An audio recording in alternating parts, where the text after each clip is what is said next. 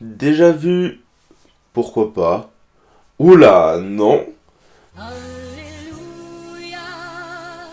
Oula, encore moins. Bon ben...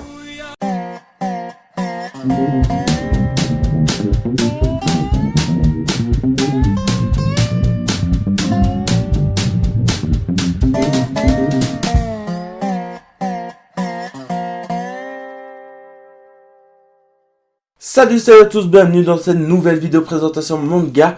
Aujourd'hui, on va parler d'un manga français qui nous vient de Christophe Cointol et il s'agit de Tinta Run. Ce manga français a vu son premier tome publié début février donc 2018, donc c'est un manga tout récent et qui est publié chez Glénat. Et d'ailleurs, il faut savoir que c'est Christophe Cointol lui-même qui a vraiment insisté pour que son manga soit publié chez Glénat afin qu'il soit publié aux côtés de One Piece, de Bleach ou de Dragon Ball. Contraint de faire un stage en pâtisserie, le jeune Artie ne s'entend vraiment pas avec son maître tyrannique, au point que d'étranges et puissantes capacités émergent chez lui. Serait-il l'héritier de la Tinta, cette énergie magique qui régit les lois de Phinea? Pour percer le secret de ses pouvoirs, le jeune homme devra s'embarquer dans une course éperdue pour la liberté, en quête des mythiques Tinteurs qui font la loi. Mais avant cela, il va devoir esquiver sa propre mère. Et du coup, pour donner mon avis général sur ce manga, j'ai vraiment apprécié le premier tome.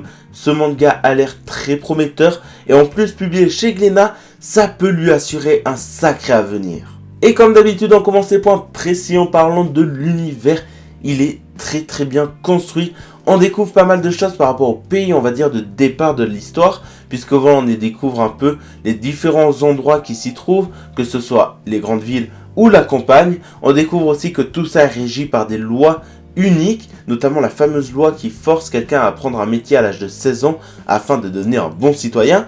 Mais on découvre aussi, on va dire, un point de vue géopolitique, puisque voilà, on découvre les pays frontaliers au pays de départ et un peu ce qui se passe et ce qu'il faut pour passer la frontière. Et je trouve ça très intéressant et vraiment très bien réfléchi. Après, pour parler de l'histoire, on est sur quelque chose de plutôt classique.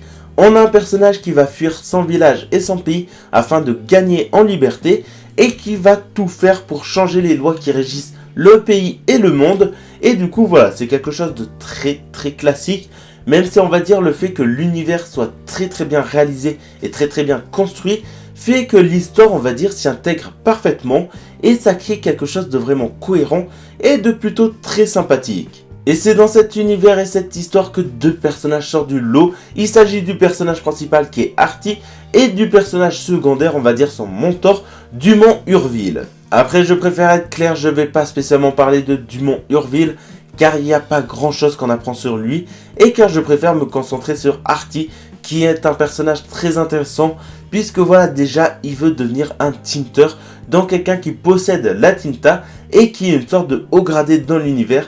C'est quelque chose de plutôt classique, mais dans le format, on va dire, de l'univers et de l'histoire, ça peut être très intéressant. Après, Artie possède la Tinta qui est un esprit qui habite son corps et qui lui permet d'augmenter sa vitesse et sa puissance, mais en contrepartie, il perd contrôle sur son corps.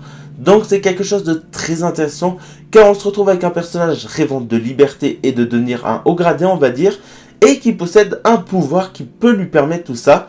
Donc voilà, il va partir à l'aventure pour réaliser son objectif et en même temps apprendre à maîtriser les pouvoirs qu'il a, donc à maîtriser la Tinta. Après, pour finir et parler dessins, je les ai vraiment appréciés. Ils sont plutôt détaillés avec des traits fins, mais on va dire la plus grande force de ces dessins, c'est le contraste entre le noir et le blanc, très présent, notamment sur la coupe de Artie. Et vraiment, c'est quelque chose de très sympathique, puisque voilà, on se retrouve pas avec des planches, on va dire, toutes blanches avec juste des traits noirs qui tracent les dessins. On se retrouve là avec des endroits totalement noircis et c'est quelque chose de vraiment très intéressant et que j'apprécie vraiment. C'est la fin de cette vidéo, j'espère qu'elle vous a plu. N'hésitez pas à me dire en commentaire ce que vous avez pensé de Tinta Run. Moi en tout cas, je dois vous laisser, il y a Dumont qui me fait signe et qui me dit qu'on doit partir en vitesse. Allez, à la prochaine, ciao.